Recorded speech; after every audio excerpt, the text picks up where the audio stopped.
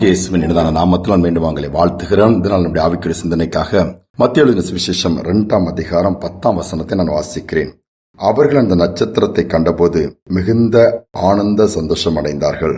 அவர்கள் அந்த வீட்டிற்குள் பிரவேசித்து பிள்ளையும் அதன் தாயாகிய மரியாளையும் கண்டார்கள் சொல்லப்பட்டிருக்கிறது. பாருங்கள், இந்த நட்சத்திரத்தை பார்க்கும் பொழுது இந்த ஞானிகளுக்கு அவ்வளவு சந்தோஷம்.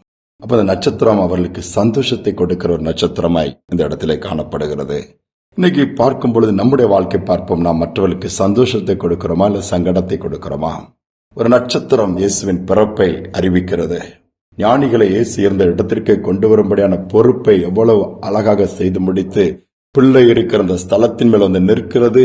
அதை பார்க்கும் பொழுது, அந்த நட்சத்திரத்தை பார்க்கும் பொழுது இந்த ஞானிகளால் எப்படி சந்தோஷப்படாமல் இருக்க முடியும்?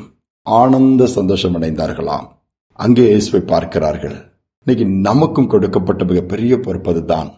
மற்றவர்களை சந்தோஷப்படுத்த நம்மளால் முடியும், சங்கடப்படுத்தவும் முடியும். ஆனால் நாம் என்ன செய்கிறோம்? அந்த நட்சத்திரம் ஞானிகளை அழைத்து வந்தது, பெரிய சந்தோஷத்தை கொடுத்தது. நாமும் இன்னைக்கு அநேகர் வழி தவறி போயிருக்கிறார்கள், வழி தப்பி போயிருக்கிறார்கள், வழி தெரியாமல் இருக்கிறார்கள். அவள் ஏன் நாம் அவர்களை நடத்தக்கூடாது சந்தோஷத்துக்குள்ளே? எத்தனையோ பேருக்கு தெரியவில்லை. இயேசுவை ஏற்றுக்கொள்ளுங்கள், இயேசுவை நோக்கி கூப்பிடுங்கள். உங்கள் பிரச்சனை வரும் பொழுது இவ்வளவு காரியங்களை சொல்ல முடியும். அதை செய்யும் பொழுது பரலோக ராஜ்யம் சந்தோஷப்படையும்.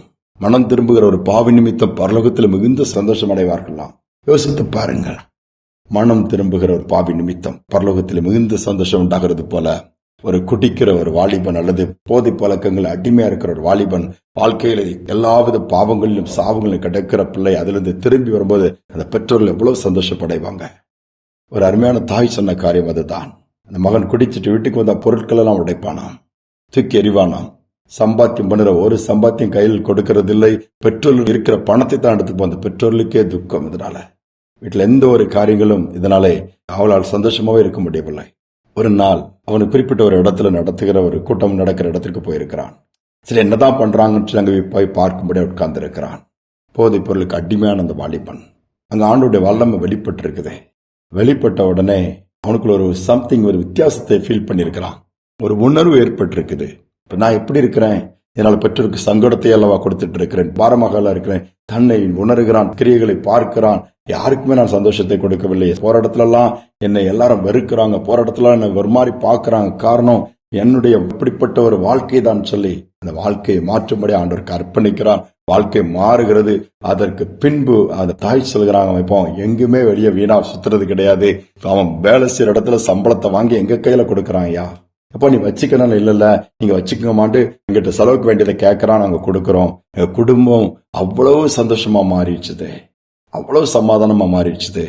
அவனும் போற இடத்துல எல்லாம் இன்னைக்கு நல்ல பேரை வாங்கிட்டு இருக்கிறான். ஒரு திருப்பி எல்லாரும் அவனை பற்றி எங்கிட்ட சொல்லும்போது எங்க உள்ளங்கள்லாம் உடையும், சங்கடமா இருக்கும். இன்னைக்கு சந்தோஷமா இருக்கிற அளவுக்கு அவனுடைய செயல்கள் இருக்க சொன்னது போல இந்த நாட்கள் மற்றவர்களுக்கு சந்தோஷத்தை நாம் கொடுப்போம். ஆண்டவர் அந்த நிமித்தம் சந்தோஷப்படுவார். அவர் நம்மை வைத்திருக்கிறது, பூமியில் வைத்திருக்க நோக்கம் நிறைவேறும் பொழுது அதை காட்டிலும் மேலான சந்தோஷம் வேற ஒன்று இருக்க முடியாதே. இந்த நாட்கள் நம்ம வாழ்க்கை ஆண்டவருக்கு ஒப்பு கொடுத்து அந்த நட்சத்திரத்தை பார்க்கும் பொழுது இந்த ஞானிகள் சந்தோஷம் அடைந்தது போல நம்மை பார்க்கிறவர்கள் இயேசுவை பார்க்கட்டும். அதோடு மட்டுமல்ல, நாம் அவர்கள் இயேசு மண்டை நடத்துவோம்.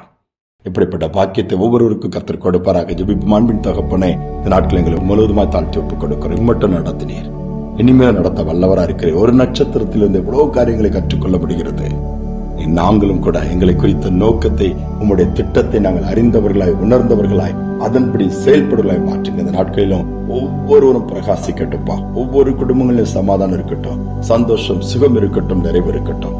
பெரிய காரியங்களை செய்து கனமே ஏற்றுக்கொள்ளும் இயேசுவின் நாமத்தில் பிதாவே, ஆமேன், ஆமேன். கர்த்தர் நம் மூலமாய் அநேகருக்கு ஆசீர்வாதத்தையும் சமாதானத்தையும் சந்தோஷத்தையும் கொடுக்க விரும்புகிறாரு. நாம் அப்படியே சந்தோஷத்தை கொடுக்கிறவர்களாய் மாறுவோம். இந்த சிந்தனையோடு இந்த நாளை தொடருவோம். மீண்டும் நாளை தினம் சந்திப்போம்.